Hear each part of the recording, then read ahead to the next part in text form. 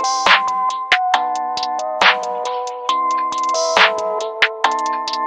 ISO? Rack it up, I got a bit of the bank to make me a safe house. Shake it up, she got her hands on her knees and she bringing the cake out. Smoke it up, I got some gas, some packs, I'm up in the greenhouse. Ball it up, I'm with the gang, we taking shots off the rebound. Fucking my posters. Washington sucks, man. The worst place. Like, I don't know who would live in that frozen tundra.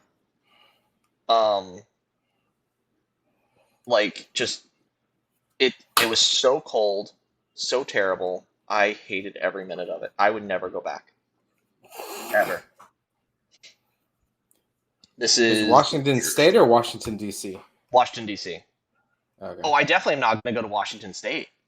Like, if Washington, D.C. was that horrible, Washington State's colder and more, like, foggy and rainy. I mean, I've heard bad stuff about, like, living in Washington, D.C., so you not liking it doesn't surprise me. I don't know. I've always wanted to live somewhere like Seattle or whatever, but that's just me. Yeah, I mean, I'm a big fan of riding as well, so Seattle would be cool.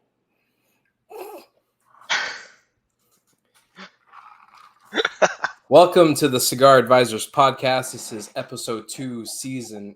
Nope. Run it back. Rewind. This is what happens when I try to change shit. I was going to write it down. I just like the fact that you've been rehearsing it. Welcome to the Cigar Advisors Podcast. This is season 2, episode 4, the Drew Estate brand breakdown. My name is John with my co-host, as always, Matt. What's up, guys? I'm the good-looking one. Debatable. So what's been going on, man? We missed the episode last week. We apologize.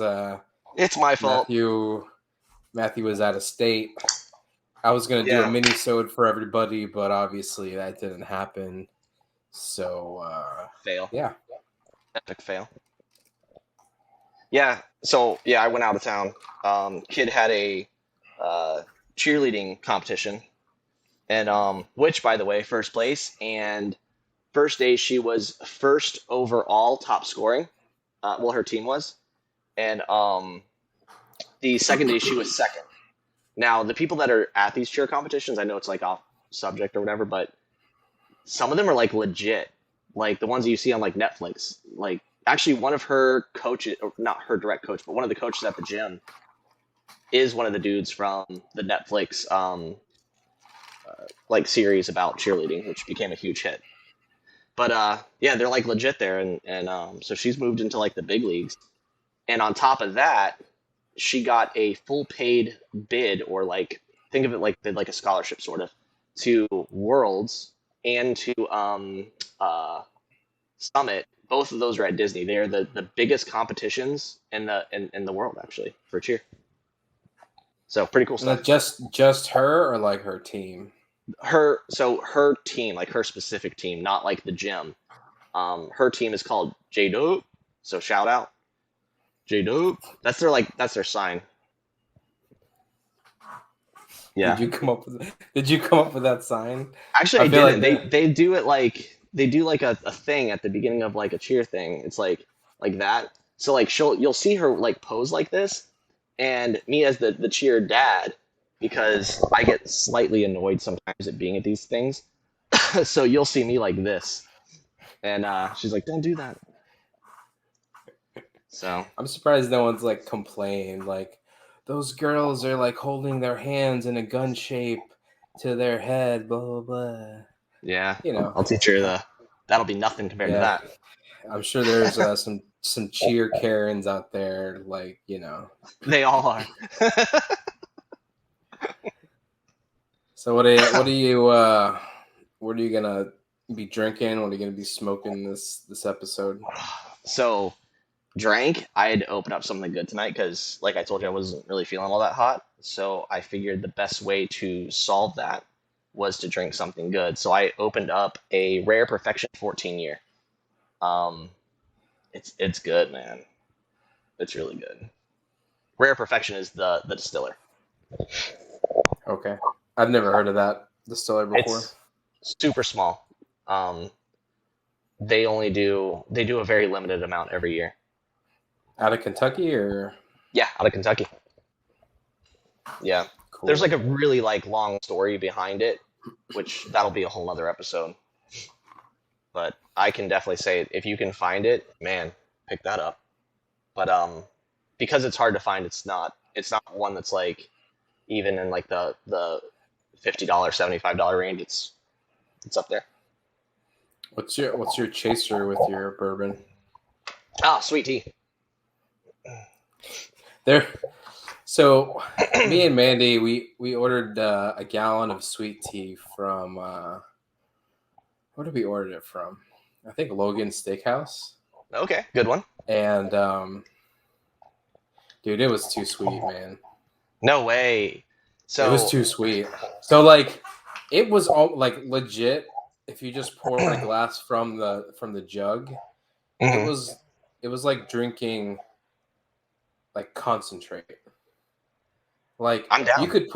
you could take a jigger and put 2 ounces of one of those, half-gallon bottles, and then fill it up with water, and it's still too sweet. That's perfect.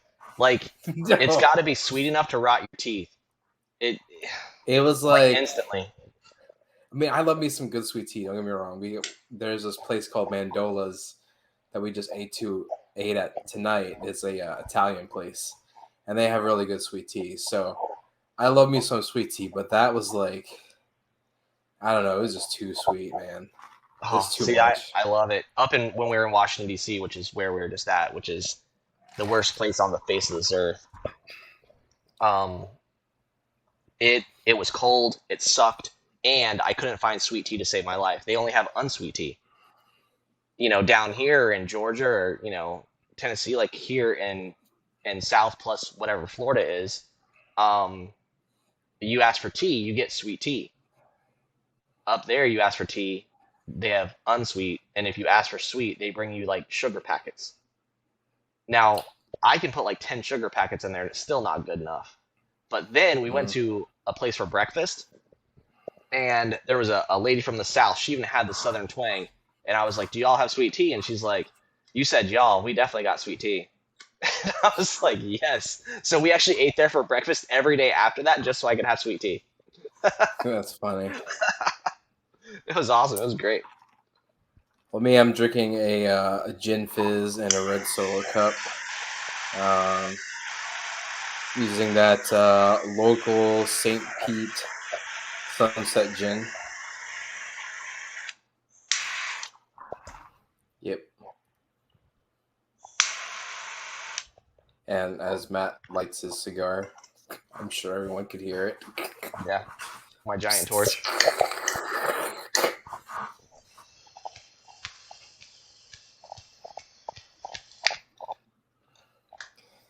What are you smoking tonight? I still have a cough. That might not be the best idea. But that is the Nika Rustica. This one is the Adobe. Yeah, Adobe. It's a good one. I figured, since we're going to talk about Nika Rustica / Drew Estate tonight, Drew Estate.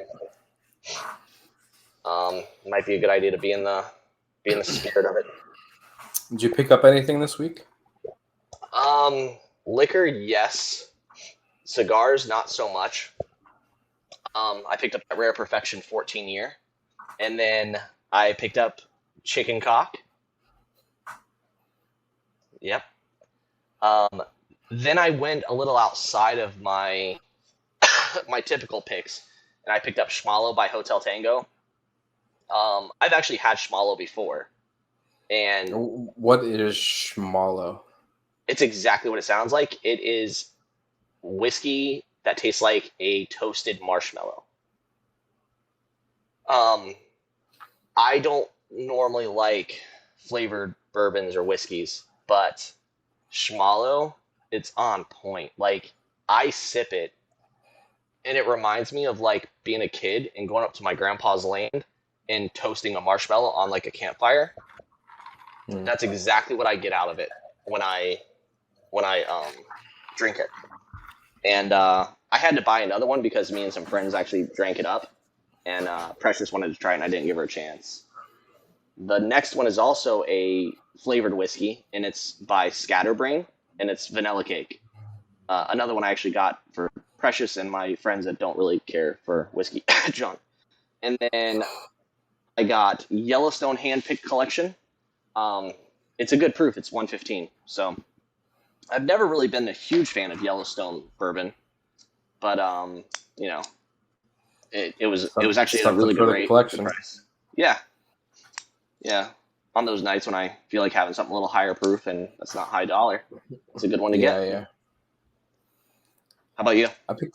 I picked up a couple of things too. I got myself a bottle to expand my ever-growing bourbon journey. I picked up a bottle of Woodford Reserve. Yeah, buddy. The OG, not the double oak. Still good though. I probably will pick up the double oak.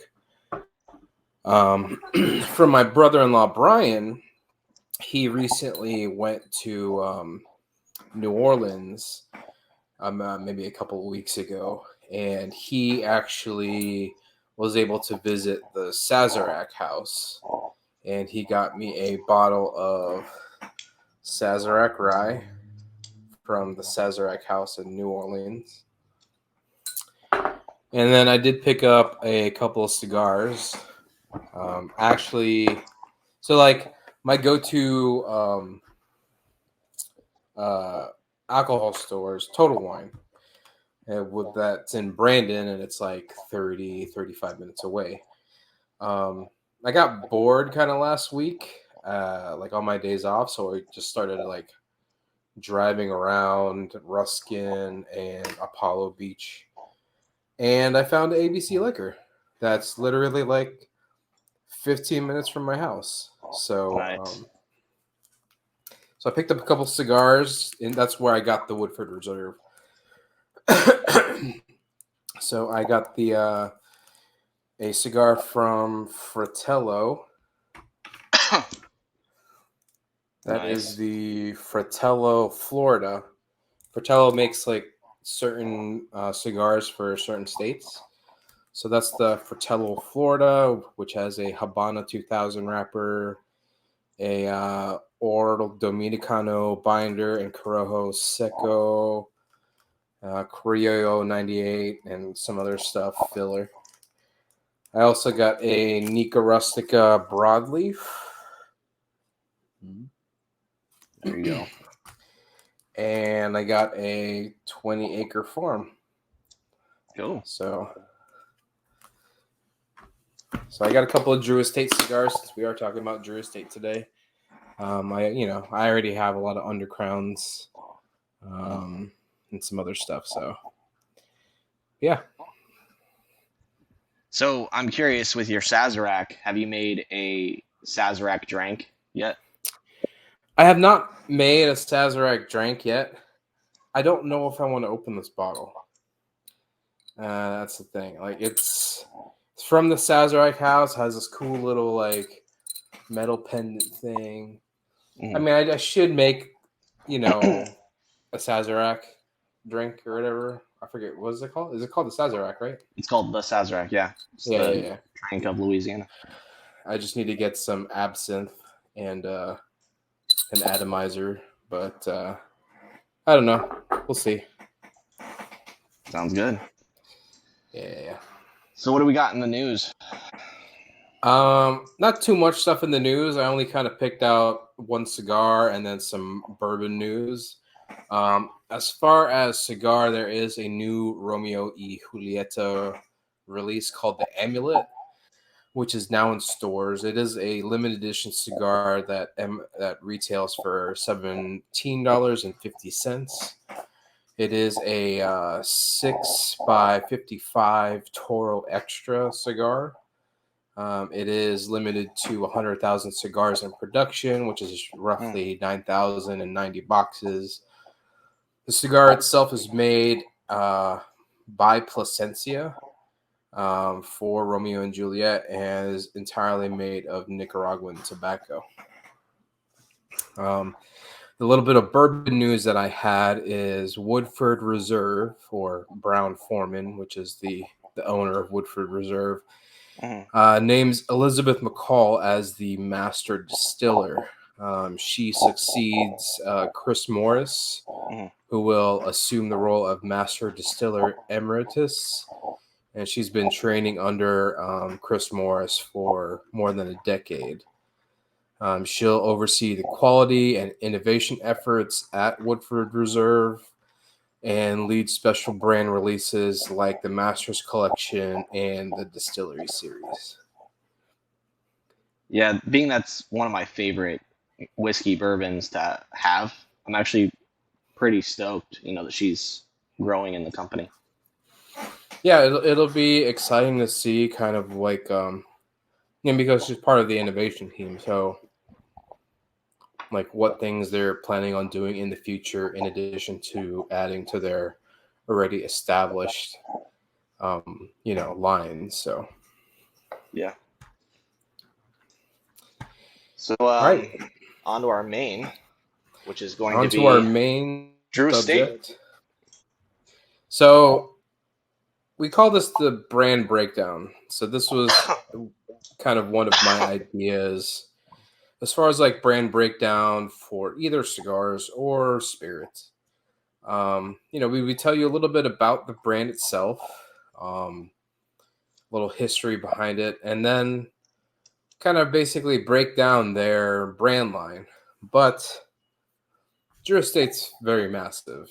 They've been in the cigar game since 1996, and they have a lot of different lines. Some of them aren't well known. A lot of them are well known and very cherished. So we're going to go through 4 of the brands and also tell you kind of the history of Drew Estate. As many of you know, Drew Estate is one of our favorite brands, if not our most favorite brand. But yeah. So Drew Estate was established in 1996 by Jonathan Drew and Marvin Semel. Jonathan Drew moved to Esteli, Nicaragua in 1998 and was given the nickname the Crazy Gringo.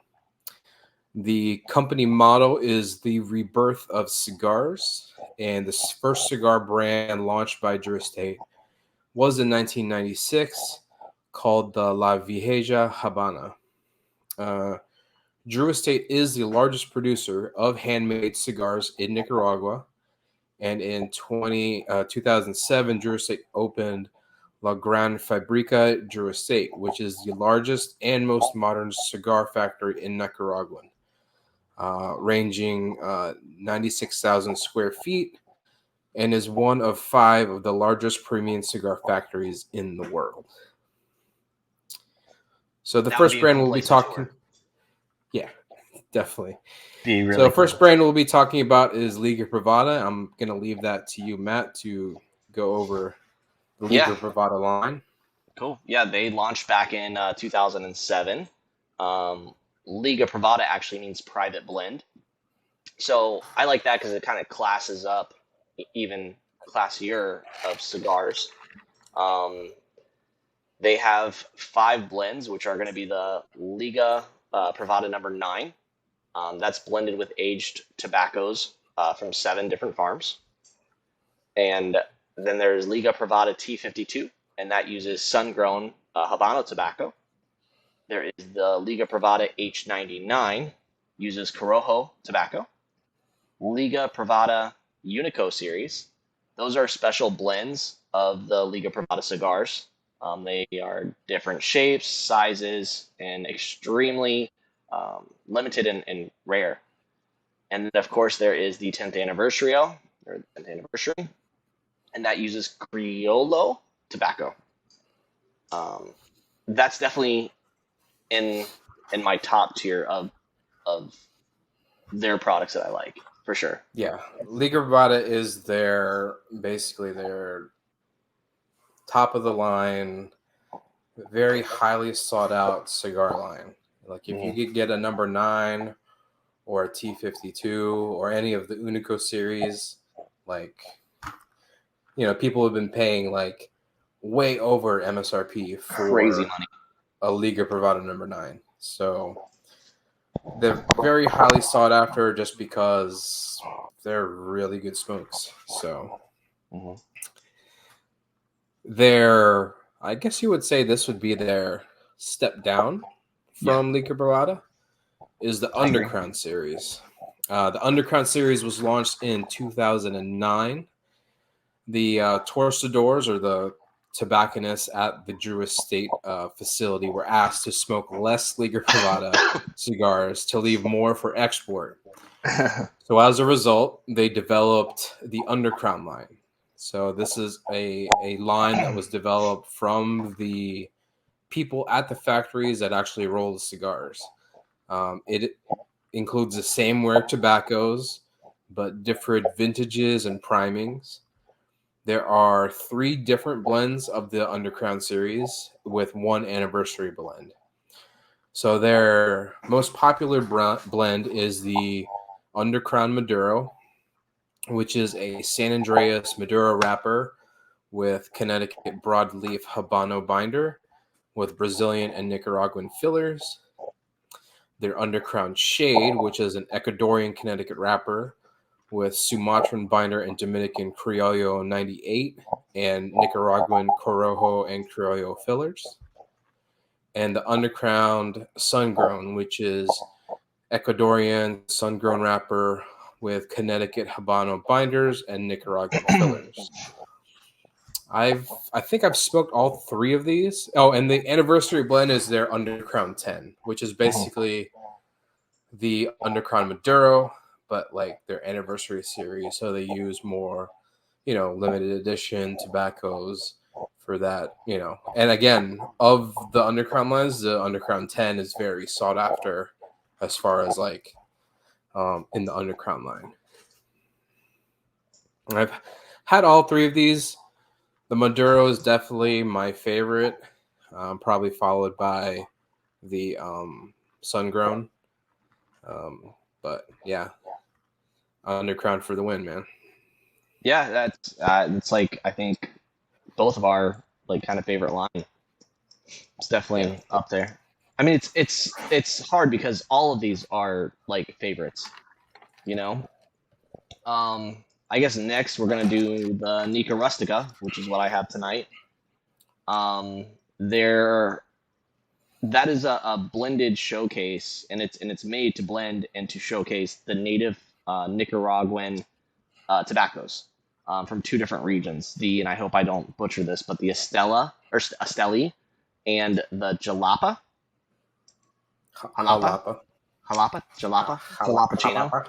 Is it a jalapeno?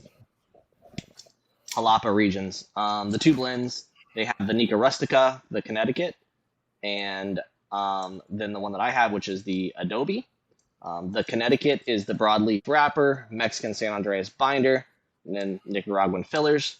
And then the Rustica Adobe is the Nicaraguan Habano wrapper, Brazilian binder, and Nicaraguan fillers.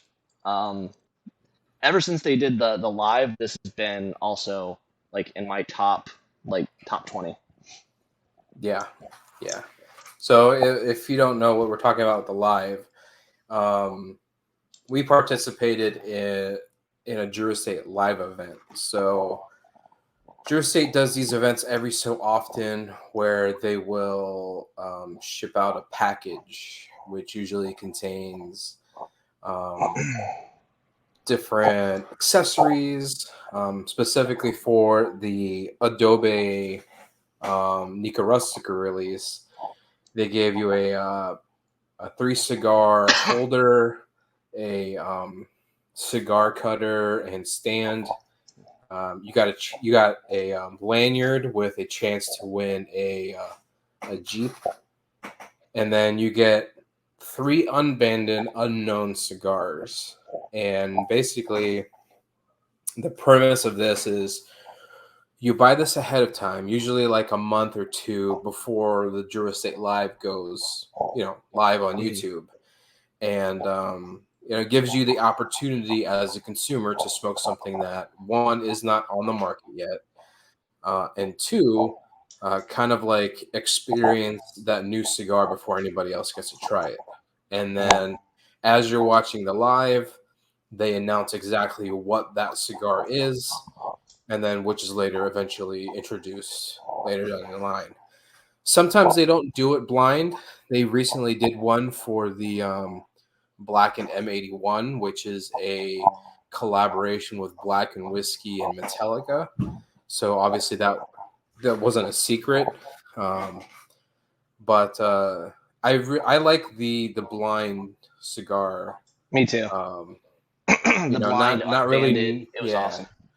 Not really knowing what you're getting, smoking it, tasting it prior to the actual release, and then watching the live to actually know, oh, this is what we're getting.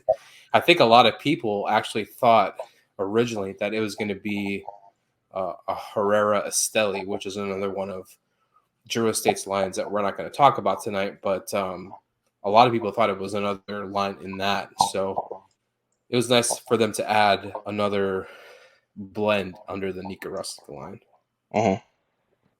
Yeah, it's definitely good stuff. And I definitely would recommend anyone out there to participate in the live events. It's really cool. Yeah. The good thing about the Nika Rustica line is it's really good tobacco from really two well-known regions in Nicaragua. And the cigars aren't expensive. They're like $6. $6 and under, depending on obviously what size. Like, what do you have? You have a Toro or? No, Churchill. So you have a Churchill. Churchill. I have the broadleaf Toro, and this cost me. I think this cost me like $6.50, something like that. So it's very affordable for a very premium smoke for sure. Yeah. I do like finer things, but you don't have to spend, $40 on a cigar. That I would venture to say I may pay $40 for that. Like, it's that good of a smoke. It's worth it. Well, I would be like, I would rather get $40 worth of that cigar than get one cigar worth $40. Yeah. That would be my. And I've had $40 cigars that don't smoke as good as that. That's what makes it even worse. Yeah. Yeah.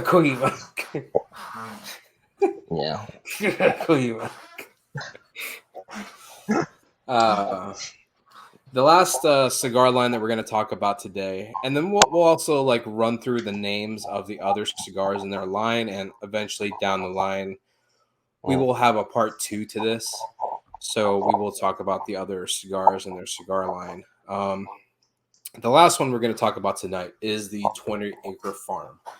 And that is another cigar that I recently purchased. I have the Robusto. And I believe this was like $10, $11 or so, somewhere around there. So that was cedar, right? That's wrapped in cedar? Yeah. So it's I like that look. It's a lighter shaped cigar. And cool. it is wrapped in cedar. It's got a red ribbon footband. Yeah. It's a very nice presentation. The band's very classic. Nothing too out of the ordinary or ornate. 20 Acre Farm was blended by master blender Willie Herrera, and it showcases Florida sun-grown tobacco. Specifically, the tobacco that is grown in the 20 Acre Farm located in Claremont, Florida. Yeah. Grown by Jeff Borsowiecki. I know I butchered that. Anyway, the 20 Acre Farm comes in 2 sizes, a Robusto and a Toro. And the blend consists of Connecticut Shade Wrapper, a Honduran Habano binder, and United States Nicaraguan fillers. And this is kind of, close for us because we both lived in the Central Florida area. I lived there for 15 years. Matt still lives there. We know exactly where Claremont is. And I know that Matt's been working to kind of get us a tour over there sometime in the future. So yeah, like I Just am working on dates. Yeah, I'm very interested in checking that place out. It's very cool that Central Florida, somewhere that we both live, is growing tobacco that's being put in cigars that we get to smoke. You know what I mean? Like, how neat is that? So I like that a lot. I mean, just flow ride of pride right there. yeah. All right, so those are the four that we're going to talk about today. That was the Liga Privada, the Undercrown, the Nica Rustica, and the 20 Acre Farm series. Just to run through some of the other brands that they have to show the kind of variety. Some of these I didn't even know existed. So Drew Estate has the La Vieja Habana, which was their first release that was re-released in 2001. The very coveted and well-known Acid line, which is their flavored cigar line that uses essential herbs and oils and botanicals. The Herrera Esteli line, which is a cigar line created by Willie Herrera. Deadwood Tobacco, which is originally dubbed the Three Yummy Bitches. Yeah. The Factory Smokes, which is Drew Estate's Cuban Sandwich Bundle cigars. The Isla del Sol, which is another fused cigars with exotic tobaccos from different parts of Sumatra. The Latarin, which is also another cigar using different tobaccos from Syria, Turkey, and St. James Parish. The Tabac Especial, which is a coffee-flavored cigar. And the Blackened M81, which I talked about, which is the collaboration between Blackened Whiskey and Metallica. So I want to talk about the M81 just for a half a second. Yeah. My buddy Hugo, shout out the guy that called in that one time. But I went to the cigar shop with him, and he typically only smokes high-end cigars. Like, he does it once in a while, so he'll splurge, because he only smokes once a month, once every 2 months or something. So he'll splurge on that time. And before he got there, I actually bought him one of the M81s, and he was smoking. He's like, actually, this is really good. Like, I would smoke this again. And he was very surprised at how something that is a little, more cost effective, compared to a very expensive cigar. So, I mean, good job, Drew Estate. Yeah. So, what does he usually smoke on his splurge? Like, what are his splurge cigars that he's smoked? Sorry to put you out there, Hugo, but Matt's going to spill the beans. A lot of stuff from the Arturo Fuente. Okay. So your rare pinks and things like that. Very cool. He's got expensive taste. I mean, I know a guy that I'm very friends with that also has expensive taste. Yeah. It's just some of these guys that I hang out with up here, they're wealthy, so they like some of the finer things, but they're in a whole nother category, like a whole nother category than I am. You have a rare pink, okay? Don't be playing it off like you smoked Opus X's before, okay? So like that's actually usually his cigar of choice is an Opus X, but like I have like a Opus X or a pink. These guys buy boxes where you shouldn't be able to buy boxes. That's true. Yeah, y'all know who you are. I mean, it's good to have friends in high places, so you get to try the finer things in life. Yeah, they're cool, and I get to kind of chase after that, Yeah, it's cool for me because I've had two experiences so far living here in my new house where I've had like a lot of good conversations with people, like service people, Mhm. and I tip them with a cigar because we're Yeah. talking about cigars. So, for example, there's this one guy. We were having some trouble with our internet, so we called out Spectrum, and there's this one guy, and somehow Mandy loves to promote our podcast. So, Good job, Mandy.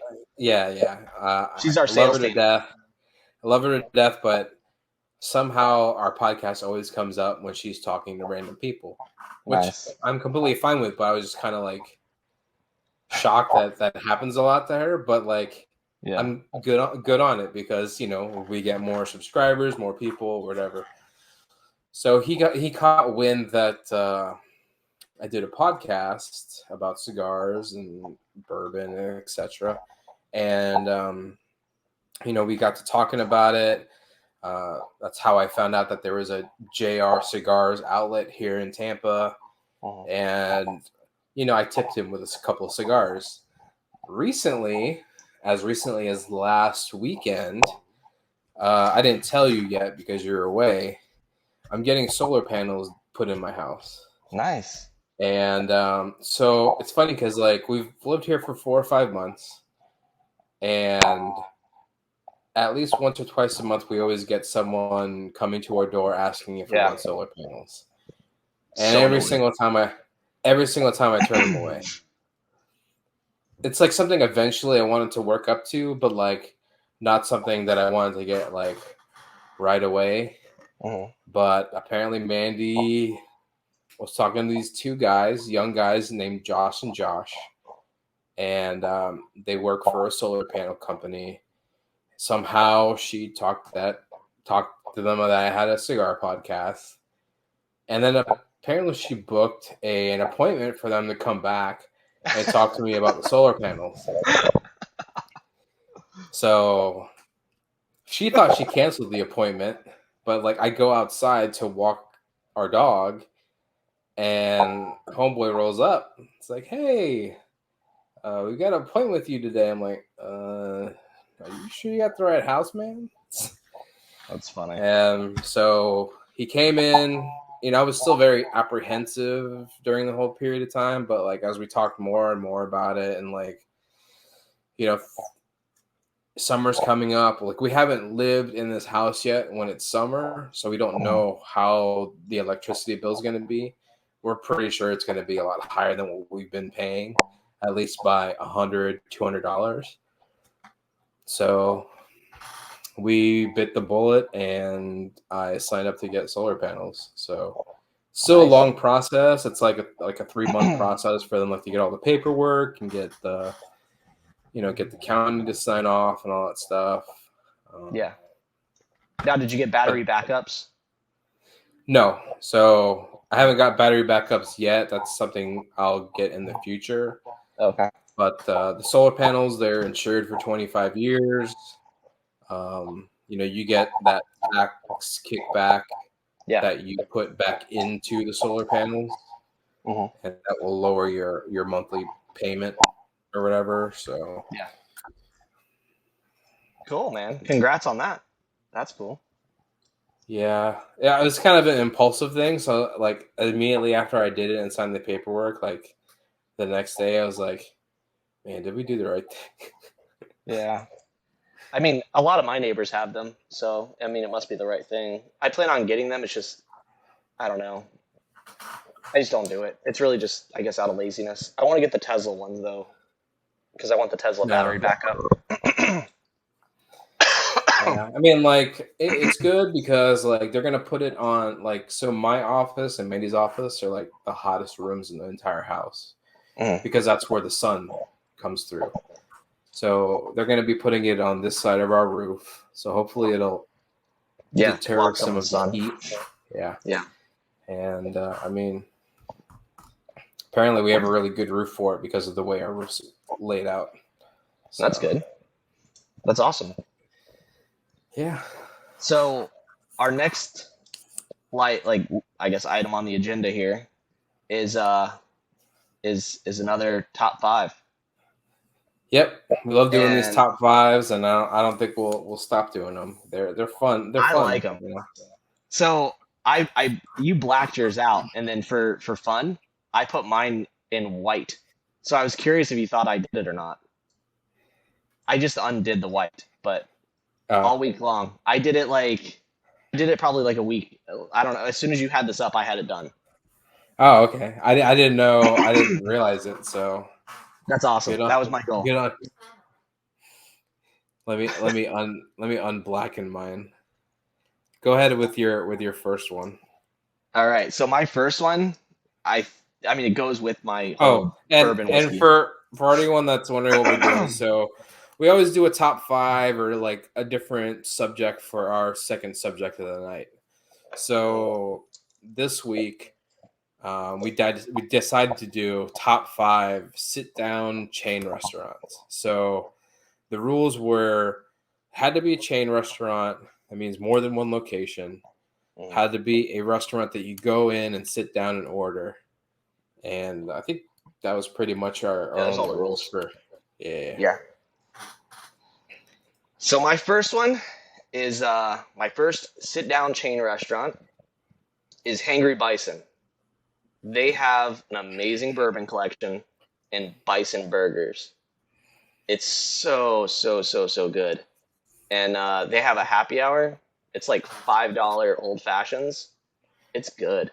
Like, it's really good. I don't think I've ever been to the Hangry Bison. Oh my gosh. In the 15 years that I lived in Orlando.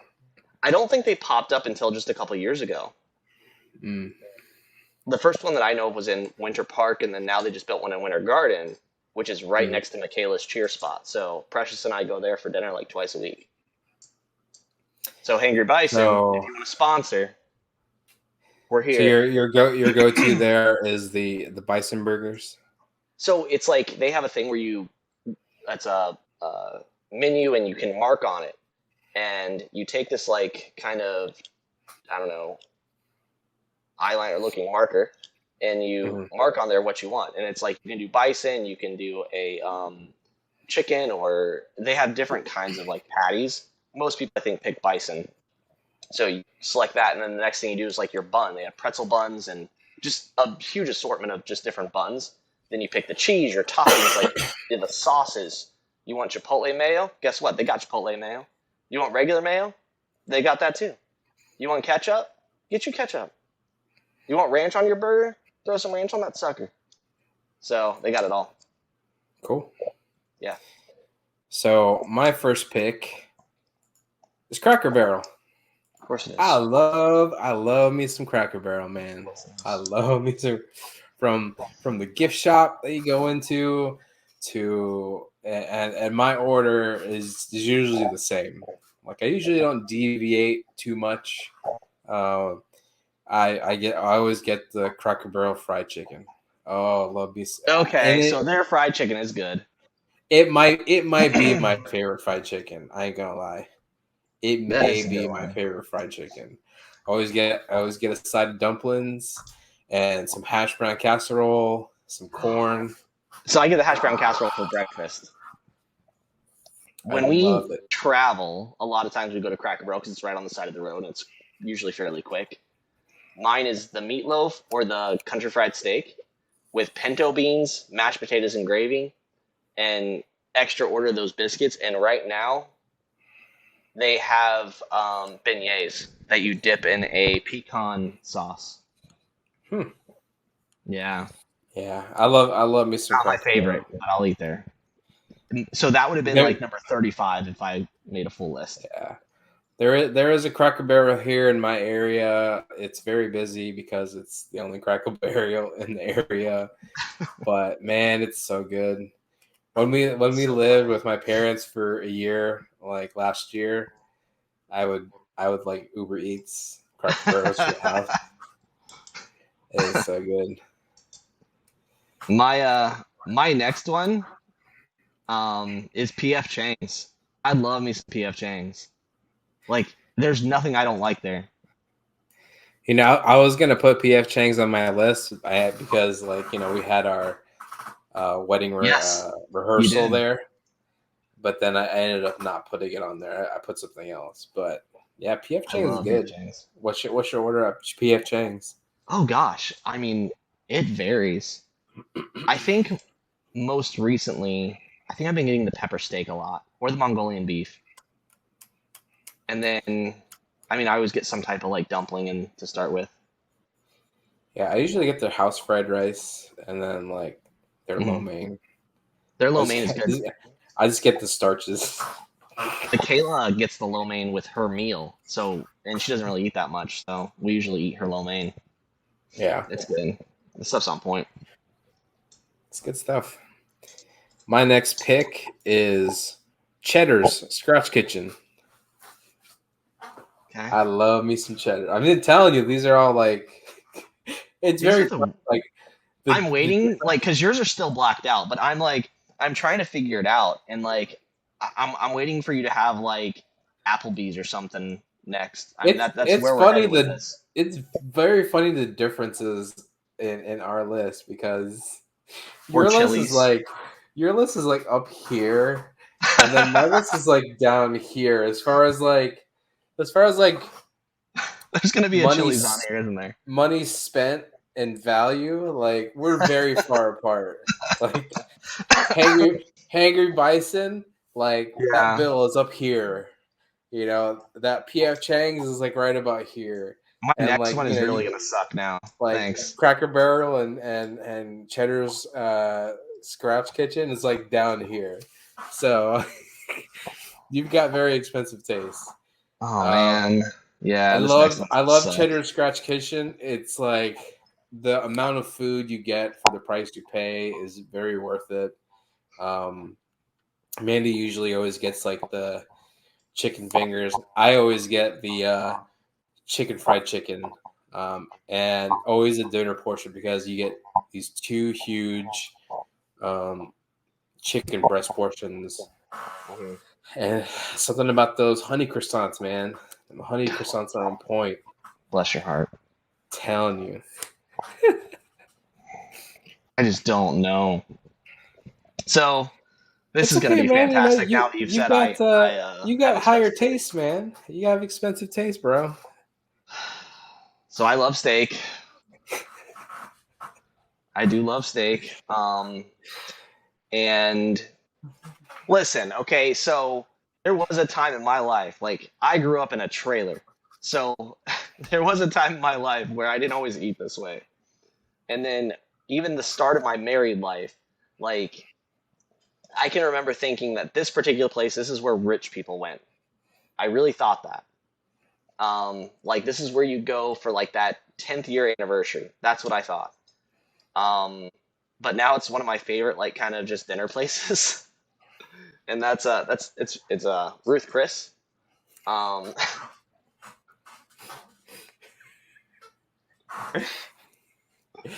Up here, down here. I mean, I don't know how it compares to Cheddar's, but you know, you could if your next one is like a Chili's, we could compare steak to steak, I guess. Um, but they have a good ribeye, a really good ribeye steak. Um, Even like their starters, like when you start with like a salad and you know, I'm not a big seafood person, but they have a whole seafood platter that you can start with. It's really good. And their desserts, oh my gosh, bread pudding. Ugh. Now they did upset me in the last couple of years because they took one of the sauces away. They used to make a sauce from Chambord, and they took that away, and that kind of upset me. But they still have the vanilla whiskey sauce, so I'm down. It's very funny because your taste in restaurants is it's like I'm talking to my sister and my brother-in-law because all of you have very high it's not that like it's high, it's like you just like, you know, a certain quality, Yeah. and you know, I'm down here. What's Like, funny is I don't have an in between, so I either like Ruth Chris or Skyline Chili. or Skyline Chili, right? Like you know, like lunch. Lunch is a lot of times for me. It's just I eat at McDonald's, and I love a McDonald's cheeseburger, which I get a Happy Meal because I'm cheap at lunch. But that's what I'll have. Like I love like like Crystal. Oh, I love Crystal. But then all of a sudden it's like Ruth Chris for dinner. It's funny because I'm looking at. It's funny because I wish you would have just covered up your picks, but now that I see your picks, it's even funnier because it's like The rest aren't bad. The whole like up here, down here thing is like it stays. You know, No, the No. next. Okay, I guess so. it stays. My So, number 5 isn't too bad. my next pick is I had to throw an Italian place in there, so I threw in Carrabba's Italian Grill.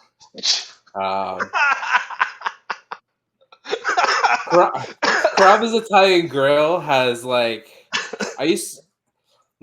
I'm not really a big Olive Garden fan. Mandy is a big Olive Garden fan. I think over the years, like she started to step away from it, and like we started going to Carrabba's, especially here when we lived with my parents, because there are more Carrabba's in this area for whatever reason than they are in Orlando. So I don't know. It's just good. I enjoy it. Yeah. I mean, at least it's not all. I didn't put Olive Garden on there. I was seriously waiting when you said Italian. I was like, this is going to be Olive Garden, and he's going to talk about that chicken potato soup stuff. I'm seriously waiting on Applebee's or Chili's. Like the next one is longer, so I'm thinking that's got to be Applebee's, and your last one has got to be Chili's or Moe's. If I had to pick another Italian place on here, I would pick the one that we've been going to recently. So there's a I mean, I don't know if it's a chain. I'm assuming it is, but there's a place called Mandolo's that's over here, and it's an Italian restaurant. Like, sit down and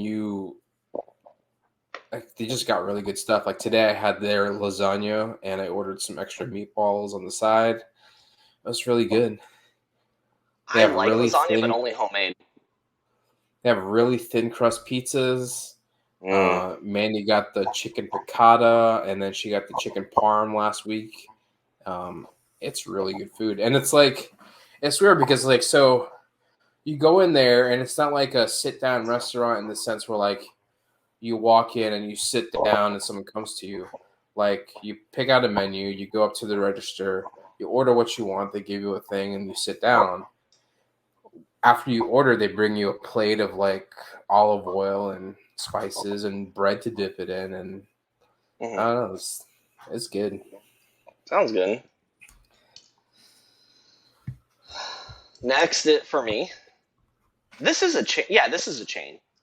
I don't know. Is Rocco Taco. Rocco Taco, man, on point. They have some, like, I always get you can pick tacos, you can pick 2, pick 3 of these different tacos. They have nachos that are good too. But I'll pick just 3 of the, just different meats. They have a spicy ground beef. It's so good. Tableside guacamole, you know? I remember the first time I was introduced to Rocco's Tacos because one of my friends in radiology school, his girlfriend at the time worked at Rocco's Tacos, so we would go, like we'd go there and like get the guacamole and stuff like that, and it's really good guacamole. It's on point. It's good stuff. I don't really like their guacamole. I remember ordering some tacos and stuff, and I think they tried to experiment with like Korean and kimchi and stuff like that, and it's not good. Yeah, I haven't seen that one. Now, there is a Korean taco place in Orlando I like, but that's a whole nother episode. All right. Okay. I'm curious. I'm waiting on... This has got to be Applebee's. This is probably the most, like, if you were to say, like, the most money that I'm spending out of my pocket restaurant, out of the restaurants that I have. What would it be then? It's Bahama Breeze. Yeah. Love me some Bahama Breeze. Okay, I do They too. got good. They got good cocktails. They've got great appetizers like the empanadas or the coconut shrimp. Yeah. Their fried chicken entree is really good. They have a good Cuban, decent Cuban. I don't know. I don't think I've had a bad experience like that. I've had their jambalaya before. I'm a big jambalaya fan. So as as far as one of those like chain restaurants, you can't go wrong with a little Bahama Breeze. This is the first one I agree with. That's coconut mojito, man. Coconut mojito. That's where it's at. That and their it's a skirt steak. I don't remember chorizo. I don't know. I don't remember what they call it. They have a skirt steak that has like a pseudo pesto on it. I don't know. It's definitely basil. Chimichurri. That one. It's so good. Yeah. That was really good. So my next one is another Spanish place. That's Chewy's. Have you been to Chewy's? Yep. That white it's like ranch jalapeno dip. That right there alone, I would drink that out the bowl. It's so good. I love Chewy's. Chewy's is a good restaurant. I've had. Pour me a line of that. I am sniffing it all day. Had their burritos. I've had their tacos. My favorite is the Elvis Presley. You get like one of everything. Yeah, their salsa is really good. That's how I judge like a Mexican place, by their salsa. If their salsa ain't good, I'm sorry, man. Now, if Chili's is your next one because it's smaller, they have good salsa and good ranch. No. Because this one's all right. shorter. It's IHOP. No, it's not. It's IHOP. You're so full of it. Where's the real one at? That's the real one, man. I love me some IHOP, man. Get that breakfast. Get the them sandwiches and the melts with a side of herpes. Get the it's good. Like I said, we're here. We're here.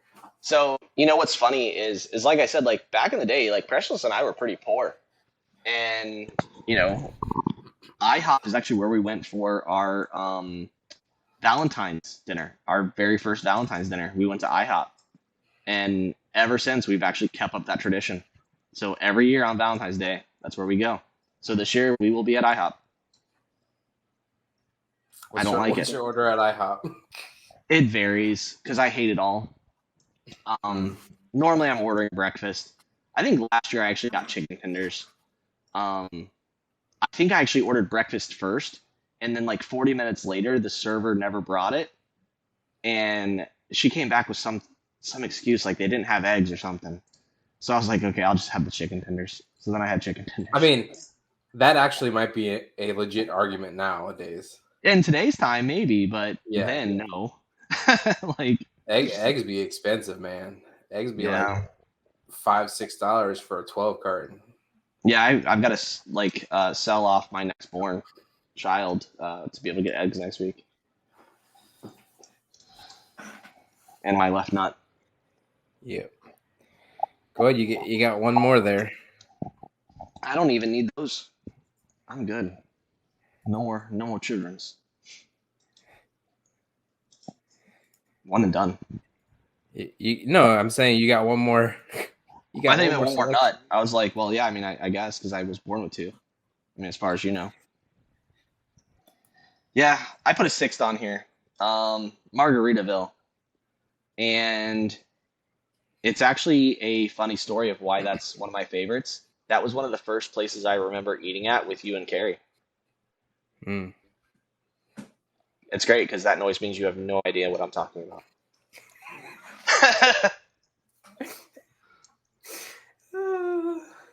Was it really? Yeah, it really was. Yeah, we went to Margaritaville. Have I been to Margaritaville before? Yeah, you have, with me and with Carrie. Before any of us were ever married. Are you sure?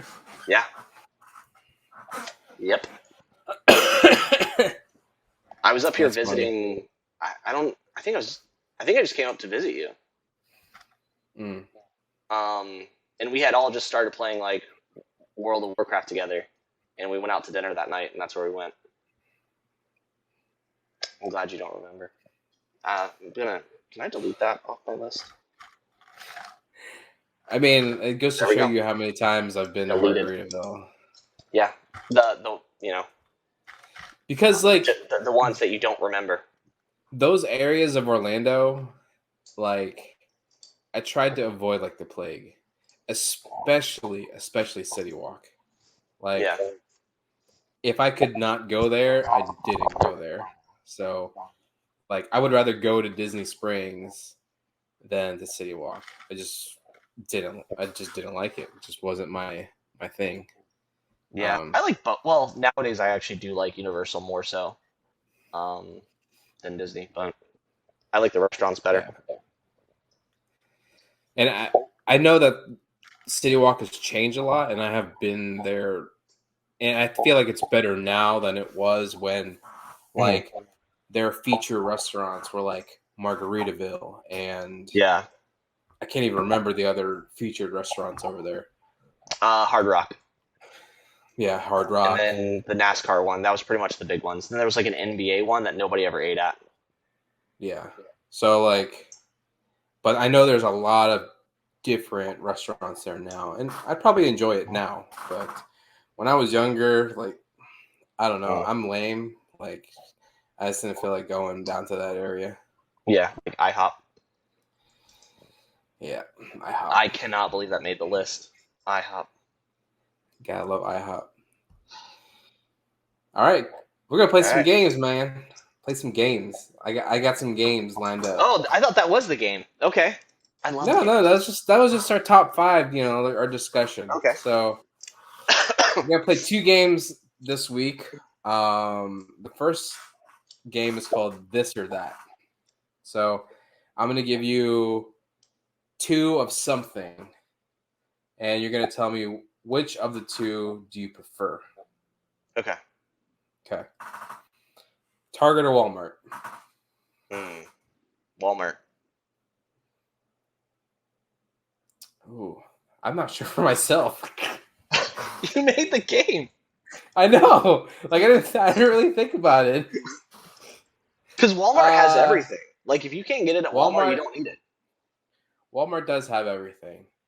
Like the closest Target to me is like 35 minutes away, and like the closest Walmart to me is like 10, and it's a super Walmart, so it's got like, there you go, the grocery section. Yeah, so yeah, Walmart.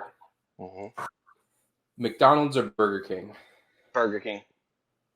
Burger King. You can't beat that Whopper. And them chicken fries. Yeah. Onion rings. For me, it's just, I just love the croissant sandwich, breakfast sandwich. Oh yeah, that one's good too. I mean, gives me the poops, but yeah. And like the little small hash browns. Yeah, tater rounds. I do say that McDonald's has like a more variety in breakfast. Like, I started to branch out to different things, but I'm also upset that they took a lot of stuff off. Like, I'm upset that they took away like the bagel sandwiches. Yeah, me too. I didn't like the sauce. They had a sauce on the bagel sandwiches I didn't like. Yeah, I would ask them to like not put the sauce on. Me too. That was always like, I would get the double bacon, egg, no sauce, cheese. Costco or Sam's Club? Oh man, lately it's been Sam's Club, just because they've had some bourbons I've liked. Lately, for me, it's been Sam's Club. Yeah. Not just because like the closest Costco is like 30 minutes away, but I realized like we just use Costco less and less. And you would think I would like Costco more because Costco. I actually did think that's what you were going to say. I thought you were going to say Costco. Costco tends to cater more towards like Asians. Like, they have a lot of Asian-based products there. Like, for like Lunar New Year, they had tons of like Chinese cakes and whatever. They have a whole bunch of like dumplings and ramen and stuff like that. But we went to Costco a couple of weekends ago, and we walked in there, and I'm like, there really isn't anything here that I'm like clamoring to get, you know? So we ended up canceling our Costco membership and just sticking with our Sam's. So Yeah, I like Sam's. Total Wine or ABC Liquor? Oh, Total Wine. Total Wine all day, every day. Yep, Total Wine. So ABC Liquor makes me upset, but the problem is I have a love-hate relationship with them because of Willet. So they get certain things that other liquor stores cannot because they're so massive and big. Maybe that'll change here coming soon, though. But I'm sticking with that answer. Yep. Denny's or IHOP? I'm assuming we're both IHOP. Yeah, because Denny. So if you would have asked me that 10 years ago, I would have said Denny's. Because they had a turkey club that was out of this world, and the portions were good. So and we had like an unsaid rule. Precious would have to get the chicken tender dinner that came with the 2 sides, and she would get a side salad because their side salads are on point. Their ranch was amazing. They make their ranch there. I don't know if they still do because I'm not a fan of Denny's anymore. And then I would get the turkey club, and I would trade her one of my turkey club corners for a chicken tender. And that was like we ate that forever. Yeah, if you would ask me, 10, 15 years ago, I would probably say Denny's, but it's definitely IHOP now. Like when I was growing up and like hanging out with friends and staying up to like midnight, 1 o'clock in the morning, we would go to Denny's. It was either Denny's or when we still had them in this area, Whataburger. And we would do stupid stuff at Whataburger. Like we would dare each other to get like burgers that were like this big and 7 stack. freaking. Yeah, it was ridiculous.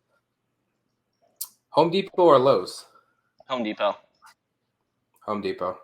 Yeah. I have a Lowe's card. I wish I just would have got a Home Depot card. Yeah, but we have Home Depot. Yeah. PlayStation or Xbox? PlayStation.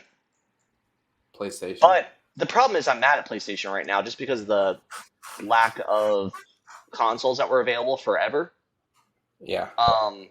Which got me to the point of today where I've just, I saw one the other night and I messaged it to our group and I wanted to buy it, but then I was like, you know what? No. Like, the prices are still outrageous. It's like, how old is that console? 5, 6 years? No, it's only like 2 years old. No, it's got to be older than that because it was out before pandemic. Are you sure? Hold on. Let me look. Carrie, if you're... this isn't live. I was going to say you're watching phone in. You would know. Let me look here. PS5. Yeah. PS5 released November 2020. Like I said, 2 years old. Are you positive?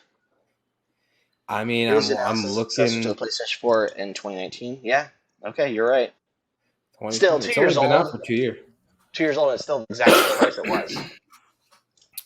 Well, yeah, because they didn't have enough supply for the demand. Yeah. And definitely had nothing to do with corporate greed and being able to keep the prices up.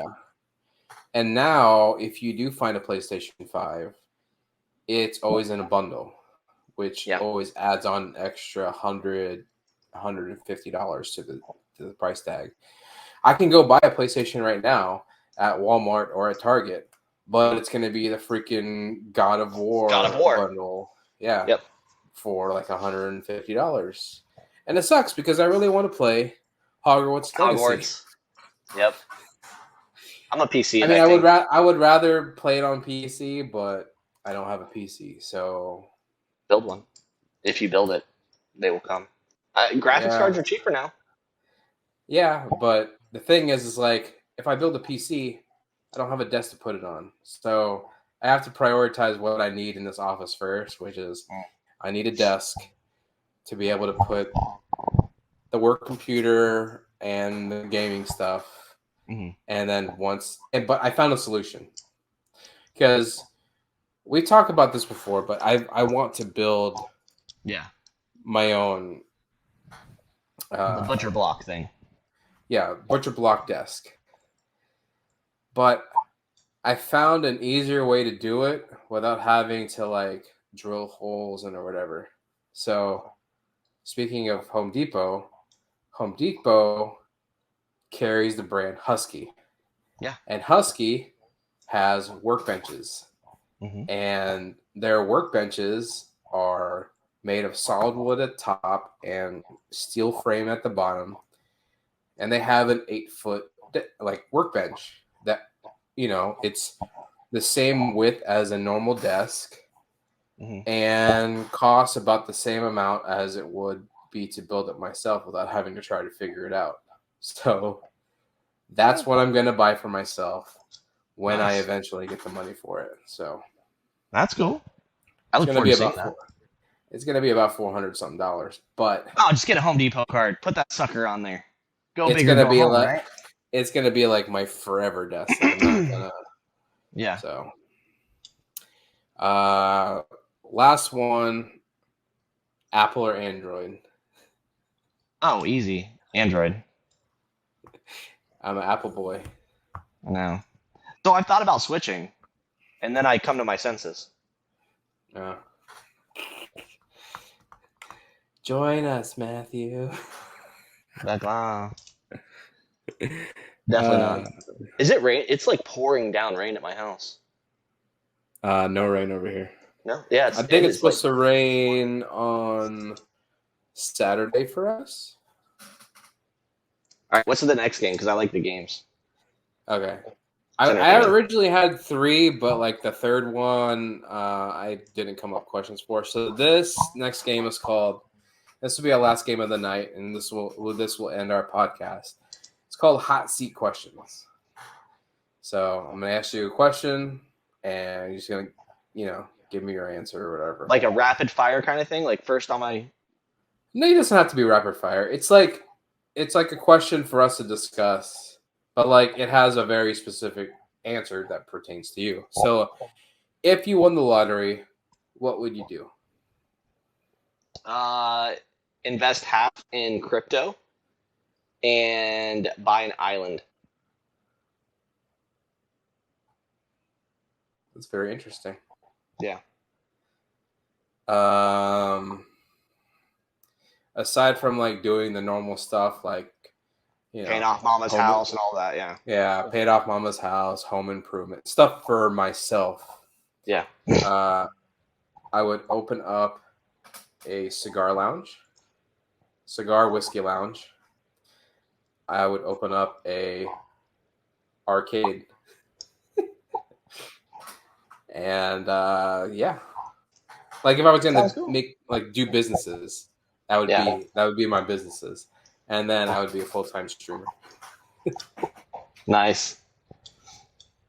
It's a good answer. What job would you be horrible at? That's an easy one. I should never be a counselor. Ever. Like, anyone who knows me personally would back that up. 110%. Actually, a friend of mine called me earlier. I back you up.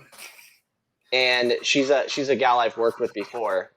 And she's like, hey, she has a boyfriend or whatever. And she's like, he got put down as a reference, and it was funny because she's the director of the place, and her boyfriend is the one that got put down as a reference who works at another place. So she's like, she saw his name, and she's like, hey, what do you think of this person that's applying? And he's like, oh, don't hire her, blah, blah. So then this girl, she calls me and she's like, I thought about this, Matt. She's like, I'm never putting you down as a reference, like ever. Because I know you're going to tell the absolute truth of what you think. And that's never a good thing. And she's like, she's like, in the handful of friends that like, you can always count on and everything. Like we're actually very close friends. And So yeah, are you saying you wouldn't lie for her on a is that her assumption that yeah, you would be straight on, like, but would you? probably. The problem is in this particular industry, I know almost everyone. Like there are very few people that I don't know, and So you don't want to burn your own bridge by like saying something that's false and then like yeah, and people becoming know me, so they're like they know that if I'm like gonna try to con something and tell them how good somebody is, they're gonna be like, Matt, are they really good, or are you like trying to con me because you want to get rid of them or because of whatever? And like, am I being a salesman? And but in her eyes, she's like, I'm afraid of what you're gonna tell people. Pretty funny. She's Asian, so she's like, are you gonna tell people that like you bought me on Wayfair? I'm like, yeah, that's exactly what I'm gonna say. Like, I imported you here. you're like, hold up. We didn't buy you on Wayfair. We bought you on Rakuten, okay? Yeah, We're a little bit more classy. yeah, we're classy over here. We I mean, buy it was on we buy credit, but yeah, we buy direct from the source. right. For me, any job that I would be horrible at would be any job that I would have to be outside.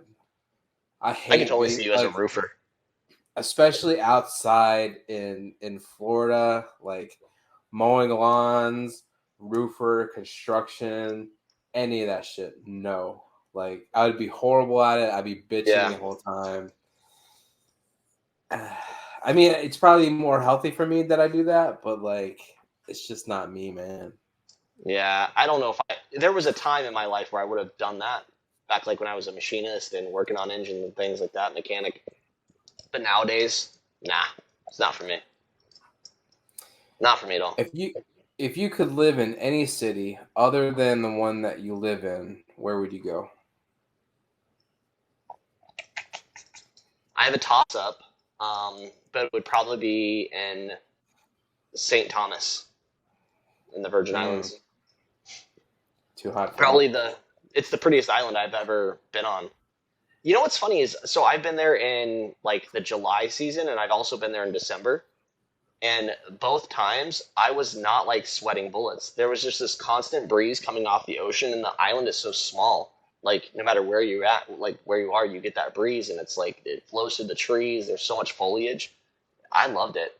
My other place though, that's a little bit more cooler, and it's my favorite place I've ever actually lived. Was the kind of, there's like a little area in Georgia. It's like Conyers and Lawrenceville, Snellville, that little area. I loved that area. I would move back there in a heartbeat. If I had to pick an area, see, this is like the problem for me. So like my heart wants to say like Seattle, and a lot of people wouldn't pick Seattle because Seattle is one of the places that people say is like has like a lot of suicide rates, and it's very depressing because like it's raining most of the season. Yeah, that sounds cool to me. But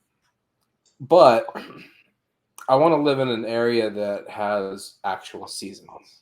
Like I want a summer, a winter, a spring, a fall. You know. Maybe I can have that in Seattle. Maybe Blue Ridge, Georgia was beautiful when I visited there. I really like South Carolina, so I don't know. See, I like the islands and I like Florida because I also like a season, and I'm glad that I live in a place that skips all the crappy ones. The crappy one is summer. That's the season. I hate summer, man. After being in Washington, I don't ever want to be in the cold again. It was like kind of foggy and dreary and depressing and cold and damp. And like from the inside, it was nice. But the minute you walk out, like my lips were so chapped all the time. My face was cold. I came back sick. I hated every minute of it. Like, and having to wear so much clothing. Sounds amazing. It's like I can't put my arms down. You know, it's like it's just God, it was bad. Two more it. questions. Okay. What can you never get enough of? That's not a good question because my mind goes to a naughty place. Okay, so non-naughty thing. What can you never get enough of? It's hard to now I get thought out of that naughty place. I thought this would be easy for you. The first thing that comes to mind is it's got the same name as a restaurant. It's two initials. Starts with a B. Okay. All right. What can I not get enough of? There's so many things that I like. Can you go first on this one? Sure. Okay.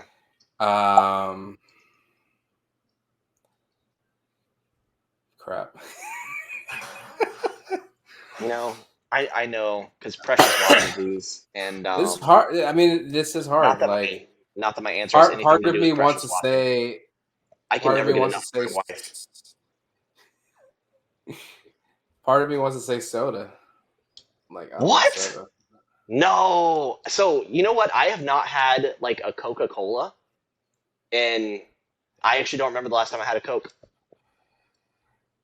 Like, I barely drink water. I know it's horrible, but I mean, I drink a lot of sweet tea, like a gallon a day. that's what I thought your answer would be. I thought your answer would be sweet tea. It's like up there. But like sweet tea is something that I could not live without sweet tea, I don't think. But it's like I really like bourbon a lot. I really love sweet tea. I love tacos, homemade tacos from Precious. Fried chicken. I can't ever get enough of fried chicken. And it's funny, like I don't eat it very often, obviously, but Yeah, I just love fried chicken. I do. But not as I mean, I guess mine is just if it's a food, it's tacos. If it's a drink, it's gonna be sweet tea. And if it's a person, I could never get enough of the loving embrace of my wife.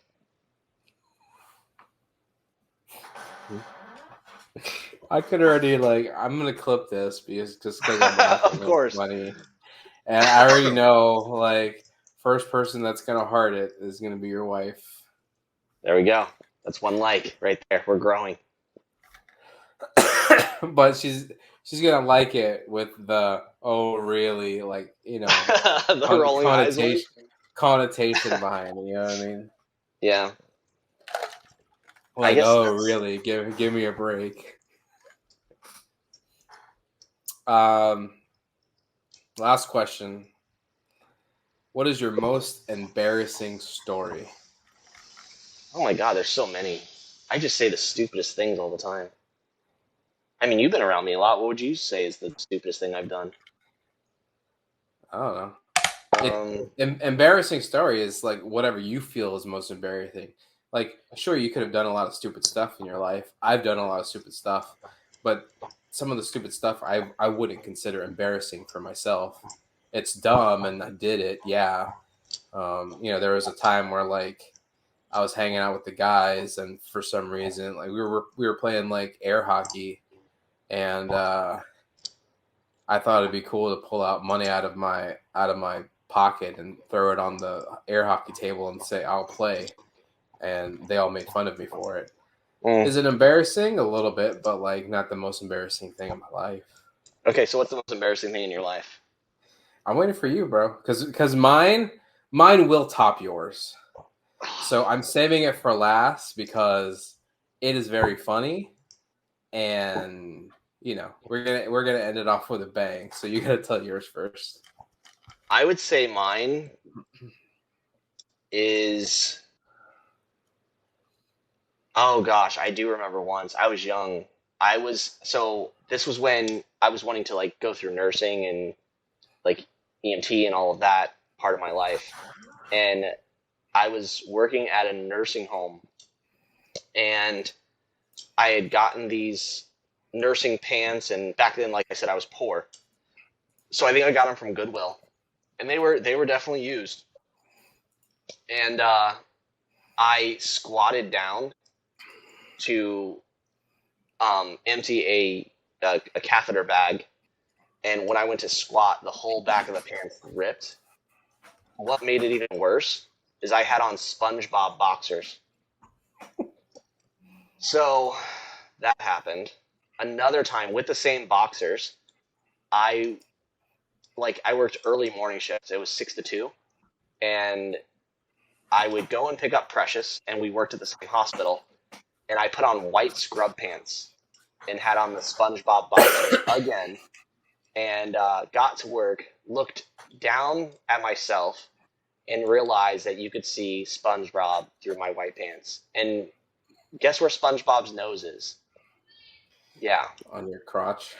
Yep. I had to do a whole 8-hour shift like that. That was pretty embarrassing. That sucked. I think That I was sounds like 19. pretty embarrassing. Yeah, I was like 19. That's pretty embarrassing, but I still top anyone. And this is like no one in there.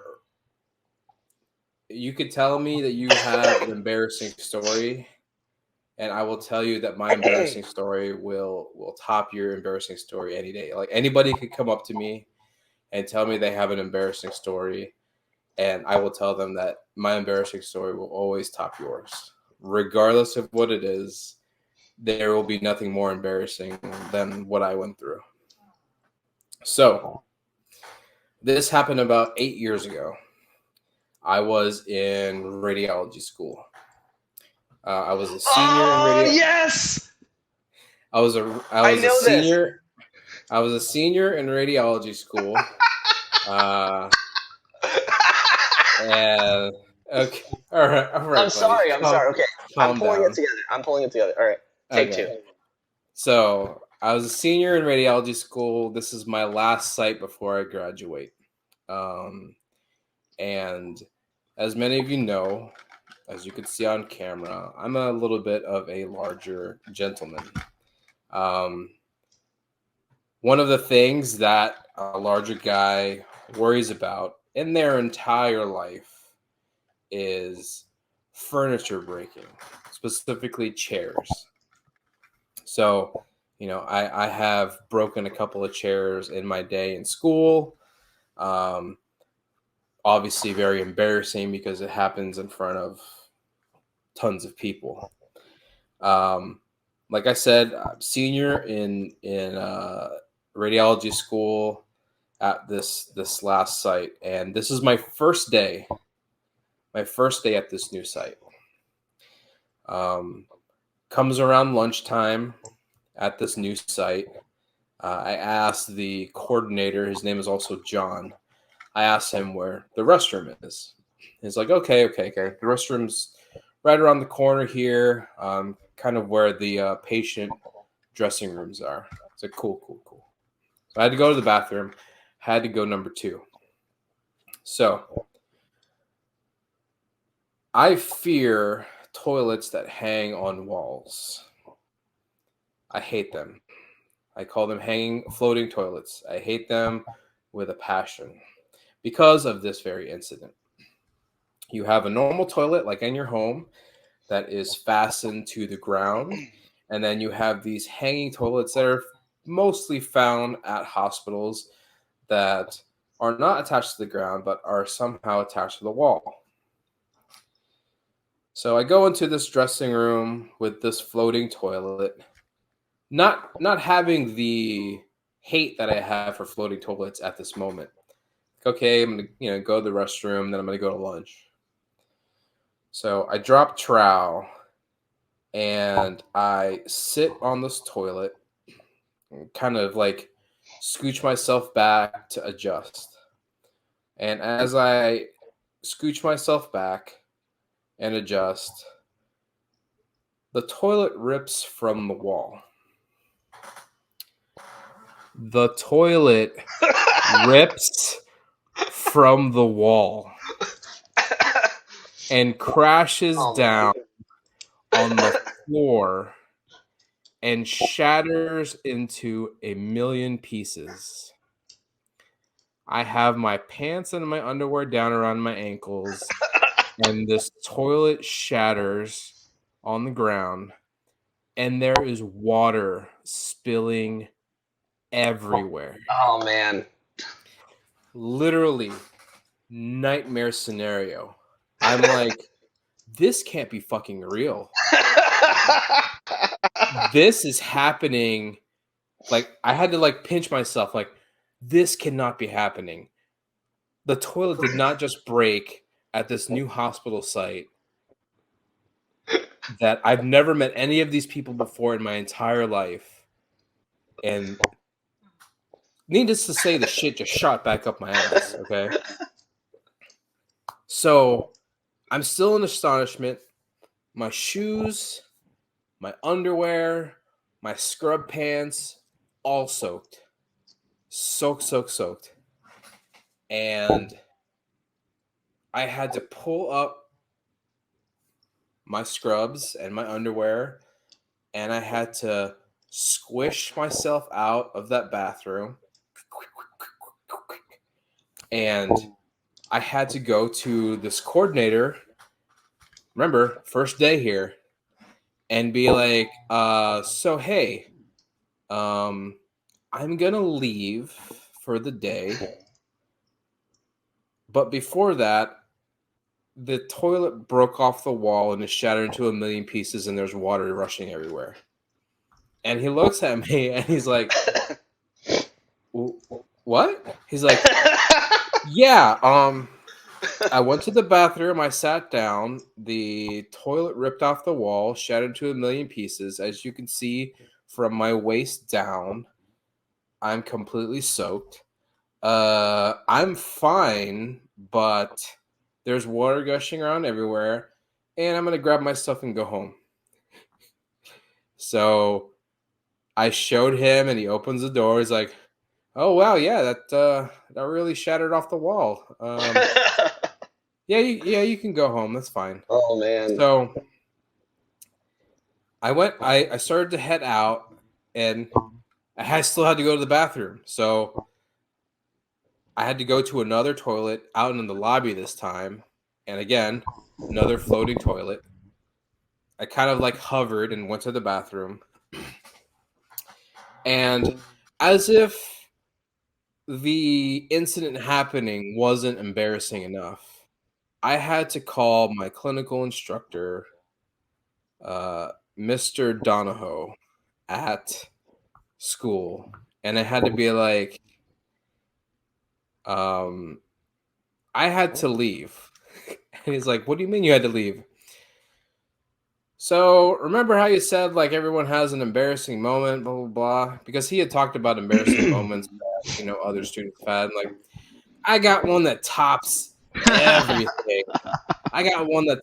everything. So I told him the story, and you could feel the smile on the other end of the phone. Like, he was trying not to laugh, but it was there. And so he's like, so first of all, are you okay? I'm like, yeah, I'm okay. He's like, can you laugh about it? It's like, probably not right now, but maybe in the future I could laugh about it, but right now, no. He's like, okay, well, go ahead and take the rest of the day off, and blah, blah, blah. The worst thing about it, because this was my first day at the site, I still had to be there for another 3 weeks. 3 weeks I had to be there. So the next day, I had to like go in and be like, hey guys. And like, obviously I had to check the toilet or whatever. And I like go in there. There's no toilet anymore. They stopped the water leaking and patched up the wall, but it's just like a pipe. Yeah. Yep. So That is my most embarrassing story in my entire life. I dare anyone to stop me. Love that. And obviously, my reactions prove a point that I should not be a therapist. Yeah. Because I think even the very first time you told me about that, I don't know if you messaged it to me or if I was talking to you on the phone. I don't remember how I got told, but I laughed hysterically. Like Everyone does. It is. It might be like the most embarrassing thing that happened to my entire life, but it also is one of the most entertaining stories that I have to tell that happened in my 40 years on this earth so far. God, I love like it. I remember the first time I told my sister, I had her in tears, hyperventilating. Like she was laughing so hysterically. Oh man. Like just the start of you start like going to tell it, because I think I've only heard the story once. And just that initial where you started to tell, I'm like, oh my gosh, I know what he's about to tell all 8 of our viewers. That's great. So yeah, clip that because that's gotta be. Yeah. You can't top it. You could try. No one can top that. You know, more than likely, you cannot tell me that you can beat a guy breaking a toilet off the wall, shattering to a million pieces, getting his pants soaked, and then having to go back to the place that happened for another 3 weeks. If you can somehow TikTok that, somebody stitch this and tell us an embarrassing story. Is that what it's called? Is it stitching it? Yeah, it's called stitching. Somebody stitch that and one up. I want to hear it. And we'll actually retell, like if you do, we'll look at the videos and we will retell your embarrassing story. Yeah. I doubt you could beat me, but if you could beat that. I want to hear some. I want to hear some. Put them stories out. Have at it. I want to hear it. All right, guys. Well, that is the end of our podcast tonight. I want to thank you very much for attending and listening to our wonderful stories, our breakdown of Drew State's lines, our fun games that we play at the end, our top 5 restaurants. I hope that we have been somewhat entertaining tonight, and I hope that you will tune in for another Cigar Advisors podcast. Peace out. Looking for the ultimate resource to find the best cigar bars in your area? Want to hang out with the folks who have the same passion for cigars as you? Do you want to find a cigar lounge with like-minded individuals to relax, network, and get together with friends? This is what the Cigars Advisors are here for. A state-of-the-art platform that allows all cigar lovers to locate cigar lounges and bars. This is a place where everyone can come together, share their thoughts, and review their favorite cigar spots without any restrictions. Find your new favorite cigar lounge now by visiting thecigaradvisor.com.